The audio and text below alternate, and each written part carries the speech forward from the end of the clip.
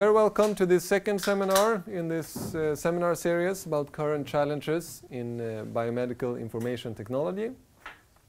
This time we will talk about outpatient care or personalized care outside the hospital, a strategy to bring the care closer to the patient, if possible in their own homes. And the first presentation will be by Per-Olof Sjöberg, who will talk about COPD. I guess you will introduce the subject. Thank you. Thank you for your patience. And hello, everyone. As was said, well, my name is Per-Olof Sjöberg. I'm from SIX, Swedish Institute of Computer Science. It's a research institute owned by the government since April 1st, 100% owned by the government. And I have a specific lab for digital health within the research institutes, and also heading up an innovation area called e-health. I'm going to be very specific this presentation, because I'm going to describe one project only within e-health, and we have presently 45 ongoing projects. But this is the one I'm leading myself, so that's why I'm going to concentrate on that. But in the business and innovation area, we have 45 projects. So and it's going to be about COPD. KOL, it's in Swedish. How many of you have know someone that has COPD? None? One? Yeah. Maybe two. It's I can tell you it's a fairly common disease. But it's a chronic disease, and chronic diseases are getting more and more common in Sweden and all over the world. Due to that, we live longer, and also that we are better in taking care of acute situations at the hospital. So people survive to a much larger, greater extent than they did before. So in Sweden, there are more than half of the population has a chronic disease. And looking at the figure for over 65 years and over that, 80% of them have at least one chronic disease.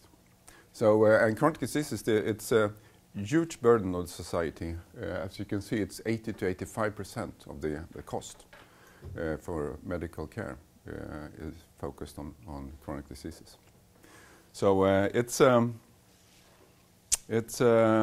something that real challenge for us to take on, and ICT solutions can do a lot in this area. So, but COPD, as I said, it's a common disease. More than up to 700,000 people in Sweden have it. So it's one in every 15 person. So I'm sure that most of us know someone, or at least have heard of it, at least have someone in the neighborhood that has COPD. It's by 2020, it's going to be the third most common disease in the world that people die from. So, and it's 95% related to smoking.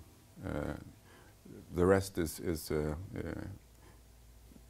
genes. You should pick your parents. And so it's and we picked that specifically due to there are certain diseases that is common for telemedicine and distant solutions, and COPD is one of them. And we picked it specifically due to that it has some characteristics.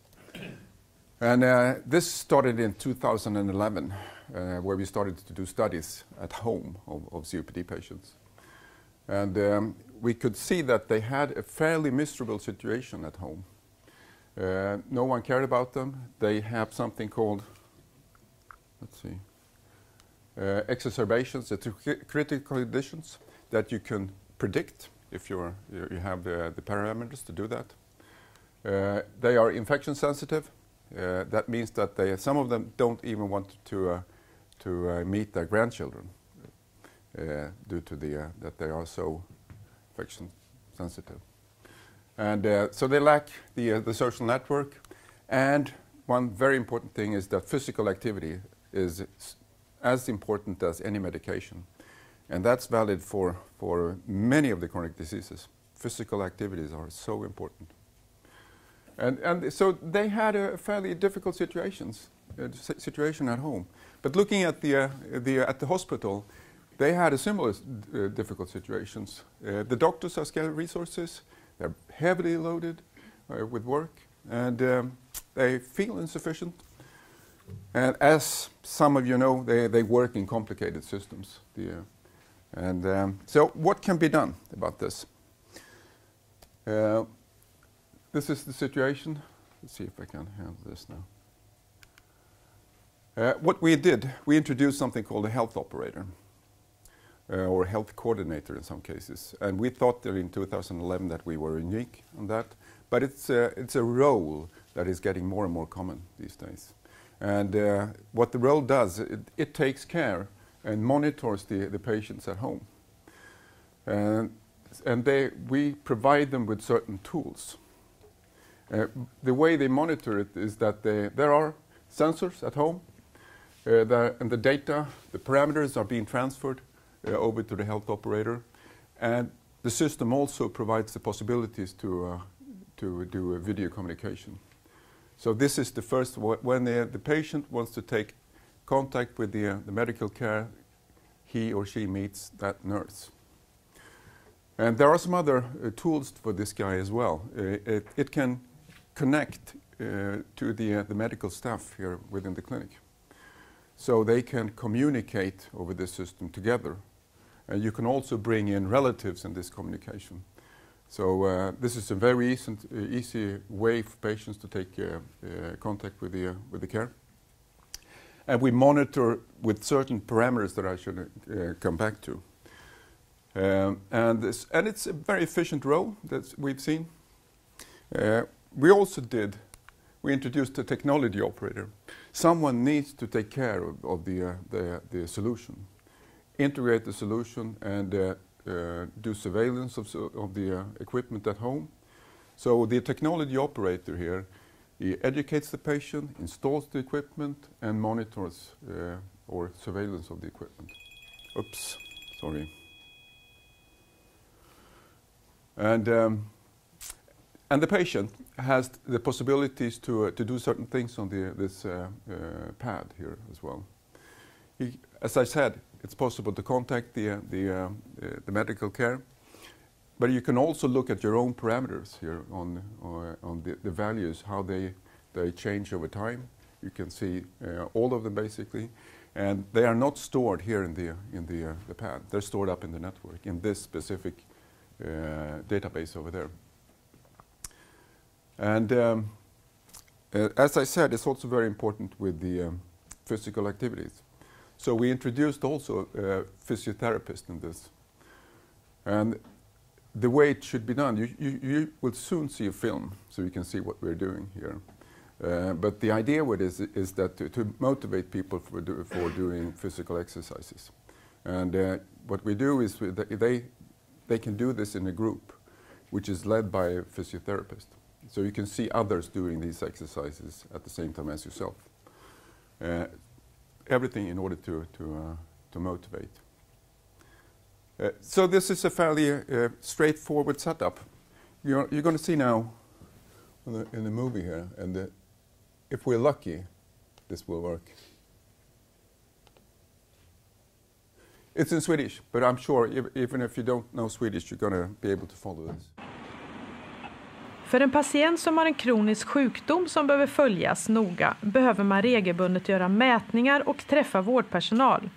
Vårdens resurser räcker inte för att stödja patienten så mycket som skulle behövas. Forskningsinstitutet Swedish ICT har tillsammans med vården och näringslivet utvecklat ett digitalt system för att istället vårda kroniskt sjuka i hemmet. Systemet hjälper patienten att hålla kontakten med sin vårdgivare via en så kallad vårdoperatör, en person som håller tät kontakt med den sjuke. Systemet demonstreras på Karolinska sjukhuset. Patienten kan själv ta sina prover och de skickas automatiskt till sjukhuset. Den här patienten lider av KOL och behöver därför övervaka bland annat vikt, blodtryck och syresättning. Han tar proverna på sig själv i hemmet och svarar dagligen på enkla frågor som sammanfattar hur han mår. Alla mätvärden skickas automatiskt till vårdoperatören, till patienten själv och även till anhöriga om patienten vill det. Ja, det ringer. Barbro. Hej Örjan, det är Barbro, sjuksköterska. Ja, hej, jag ser det. Jag håller just på med mina mätningar. Ja. Vad bra. Jag har tittat lite på dina värden och jag ser att de har försämrats sista tiden. Svaren på kattformuläret har också blivit sämre sista dagarna. Hur mår du egentligen? Ja, det känns tungt att andas och jag börjar hosta en del också och jag är jättetrött och jag orkar knappt inte göra någonting.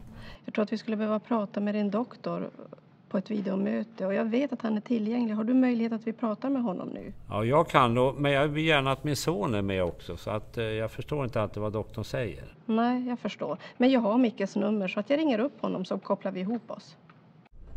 Systemet underlättar för närstående att vara ett stöd för den sjuka.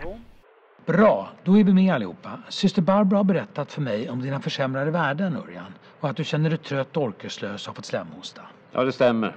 Jag orkar ingenting och jag har svårt att andas.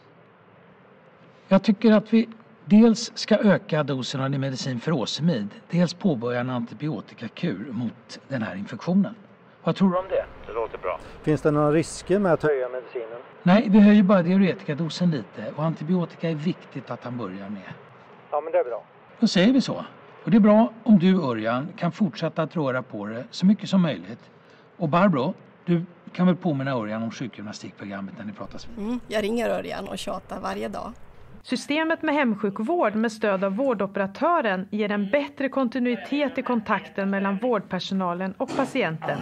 Det ger också en möjlighet för patienten att enkelt komma i kontakt med vården när han vill och för anhöriga att hjälpa till. En fullt utvecklad digital hemsjukvård underlättar för sjukvården och ger en betydligt bättre livskvalitet för de kroniskt sjuka patienterna.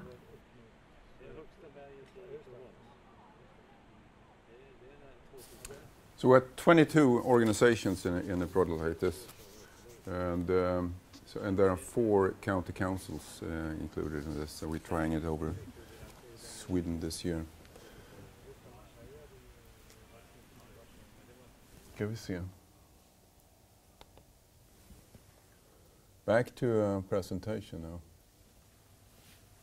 So I'm going to speed up a little bit. It's only 3 minutes left, and I have many pictures. But this is the parameters that we are interested in, and the idea with this is that depending on what disease it is, these parameters change. For COPD patients, it's respiratory rate that is the most important. But I can tell you this is a very immature field still. People or the physicians tend to want to look at the same parameters as they do in their labs at the hospital. And this is a completely new situation where you can monitor things continuously or every day or once a week or whatever you want to do. And even on conferences you can see that they are promoting different solutions, different parameters for these diseases that I mentioned. So it's immature and it's a field for still to grab and do research in. And there are also some soft factors here. How do you get the physicians to trust these values? And what we do is that we try to transfer as much information as possible all the way from the sensor itself. What model it is, what brand it is, and how it was measured as well. And that goes all the way over the network to the physicians as information. And the first two is implemented, but how it is measured is still not implemented. So that needs to be done. And this is the way it looks at the health operator.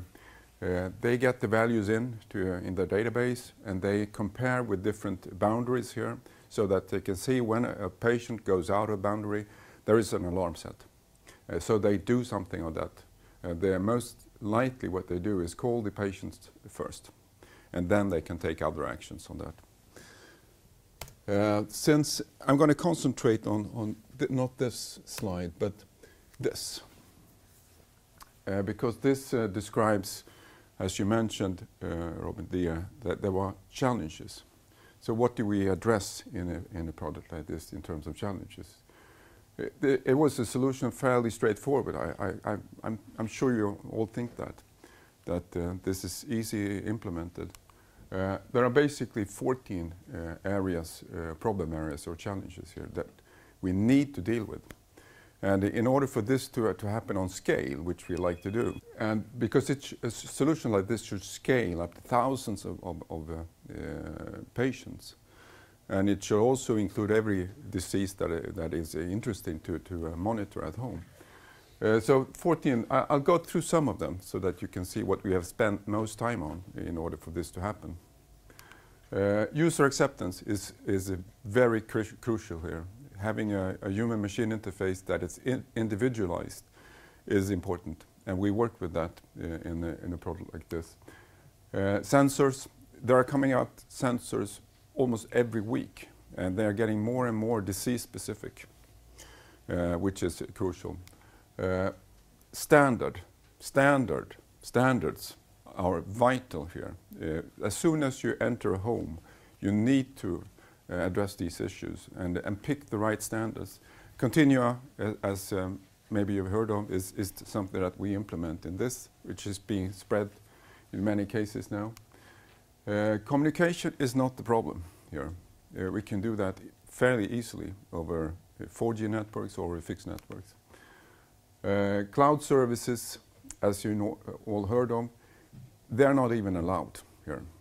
We are connecting with the home all the way to the hospital in cases like this. They don't trust cloud services at, for instance, Karolinska. The county councils differ in this matter, so there are others that do trust. So what else do we have? Integration with the medical health record. That is such a large project, so we don't even touch it in this. Sorry.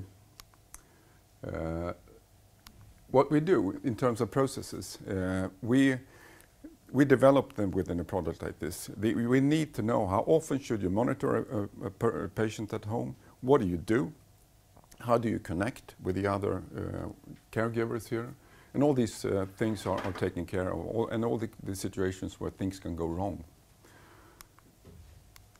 I'm going to go down to number 13 there.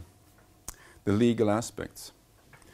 That's the area where we have spent most of our time. And that's the issues around what law is valid in this case, who owns data. We'd like the patient to own the data, but in some county councils they do not allow it. And how do we get the data back to the patient so he or she can monitor it? Legal aspects on that as well.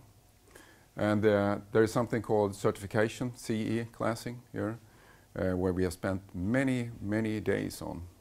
And we are not still through it, because this is an interpretation area. And when it comes to laws, people have different views on it. And so we are still spending a lot of time here before. And some of the laws that we have in a country like this, like Sweden, needs to change. Due to this to be implemented in a large scale. That's the fact. Next step. I mean, what this should lead to in the long run is personalized treatment. This is what we're after now. We are monitoring things. What we'd like to do is, of course, that we can see how treatments are affecting the patients. So we can see effects of treatments and measure those. And that's depending on, of course, the treatment, the medicine, or prescription that is being performed, but also on the medical history here, and how you live, the behavior and the environment that you're living in, and of course your genes as well. And this is all taken into account in the long run, so that by all this data that's being generated, we can personalize treatments for an individual based on this huge amount of data. And it should be data science implemented here, of course, and it should also be a learning machine, so it can self-learn in the long run. That's what we're after. There are projects that have been started in the area, but we are fairly far from this vision that I now described. So some wise words at the end. Change will never be this slow again. That's a scary thought, but it's only increasing, and congratulations being part of it.